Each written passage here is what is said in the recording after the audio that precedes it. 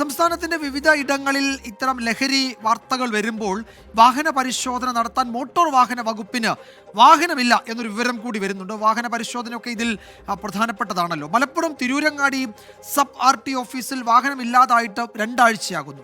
15 വർഷം കഴിഞ്ഞ് സർക്കാർ വാഹനങ്ങൾ ഒഴിവാക്കുന്നതിന്റെ ഭാഗമായാണ് സബ് RT ഓഫീസിലെ വാഹനം ഒഴിവാക്കിയത്. വാഹനവുമായി ബന്ധപ്പെട്ട എന്ത് ആവശ്യങ്ങൾക്കും മോട്ടോർ വാഹന വകുപ്പ് വേണം. തിരൂരങ്ങാടിക്കാർക്കും സ്വന്തമായി ഒരു മോട്ടോർ വാഹന വകുപ്പുണ്ട്. പക്ഷേ അവർക്ക് സ്വന്തമായി ഒരു വാഹനമില്ല. തിരൂരങ്ങാടി സബ് RT ഓഫീസിൽ 15 വർഷം ഉപയോഗിച്ച വാഹനം കാലാവധി കഴിഞ്ഞ് കട്ടപ്പുറത്തായി. ഈ മാസം 7-ാം തീയതി മുതലാണ് വാഹനം ഉപയോഗിക്കാൻ പറ്റാതായത്. വാഹനമില്ലാതെ 2 ആഴ്ച പിന്നിടുമ്പോഴും പുതിയ വാഹനം എത്താത്തതാണ് പ്രതിസന്ധിയായത്. ടാക്സി ഇനത്തിലും മറ്റുമായി അധിക വരുമാനമുള്ള മലപ്പുറം ജില്ലയിൽ ഏറ്റവും തിരക്കുള്ള ഓഫീസുകളിൽ ഒന്നാണ് തിരൂരങ്ങാടി സബ് RT ഓഫീസ്.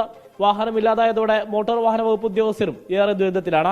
അടിയന്തരമായി വാഹനം അനുവദിക്കണമെന്നാവശ്യപ്പെട്ട CPIM-ഉം യൂത്ത് ലീഗും ഗതാഗത മന്ത്രിക്ക് പരാതി നൽകി. സ്വന്തമായി വാഹനമില്ലാത്തത് മൂലം ഡ്രൈവിംഗ് ടെസ്റ്റ് സ്ഥലത്തോ വാഹനങ്ങളുടെ ഫിറ്റ്നസ് പരിശോധനാ ഗ്രൗണ്ടിലോ എത്താൻ ഉദ്യോഗസ്ഥർ ഏറെ പ്രയാസപ്പെടുകയാണ്.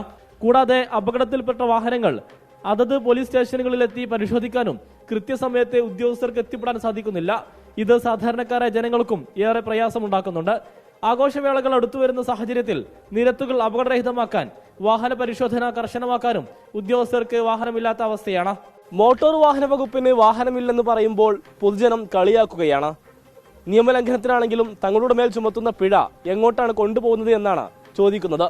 ക്യാമറാമാൻ അബിദ് കല്ലായ്ക്കൊപ്പം സമീർ ബിൻ കരീം, 24 തിരൂർ. പൊതുജനം കഴുതയല്ല സാർ.